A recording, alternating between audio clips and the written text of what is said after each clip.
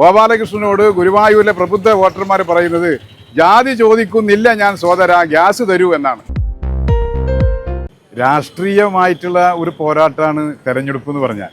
അപ്പോൾ തീർച്ചയായും BJP ഇവിടെ നിന്ന് തെരഞ്ഞെടുക്കപ്പെട്ട പാർലമെന്റ് മെമ്പറും കേന്ദ്ര സഹമന്ത്രിയുമാണ്. അദ്ദേഹം കഴിഞ്ഞ കുറച്ച് വർഷങ്ങളായി ഇവിടുത്തെ MP ആണല്ലോ. ഇന്ത്യയുടെ പ്രധാനമന്ത്രിയാണെങ്കിൽ നരേന്ദ്രമോദി ഗുരുവായൂരിന് പ്രത്യേക പാക്കേജ് ഉണ്ടാക്കും എന്ന് പറഞ്ഞ് കേരളത്തിന് പ്രത്യേക പാക്കേജ് ഉണ്ടാക്കും, ക്ഷേത്രനഗരിയിൽ നിന്ന് പ്രത്യേക പദ്ധതി ഉണ്ടാക്കും എന്നൊക്കെയാണ് പറഞ്ഞത്.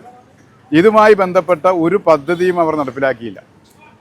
ഗുരുവായൂരിൽ നിന്ന് വടക്കോട്ടുള്ള തീവണ്ടിപ്പാതയെ സംബന്ധിച്ച് ഒരു നടപടിയും ഉണ്ടായില്ല. തിരുവങ്കിടം അടിപ്പാത അട്ടിമറിക്കുന്നതിന് വേണ്ടി RLV ബാബു എന്ന് പറയുന്ന സംഘപരിവാരക്കനെ കൊണ്ട് ഹൈക്കോടതിയിൽ കേസ് കൊടുപ്പിച്ച് ക്ഷേത്രത്തിലെ വിശ്വാസികളെ വ്രണപ്പെടുത്തുന്ന രീതിയിലുള്ള പ്രവർത്തനങ്ങൾ സംഘടിപ്പിച്ചു. ഇതെല്ലാം അതിശക്തമായ തിരിച്ചടിയായി ഈ തെരഞ്ഞെടുപ്പിൽ BJPക്ക് മാറും.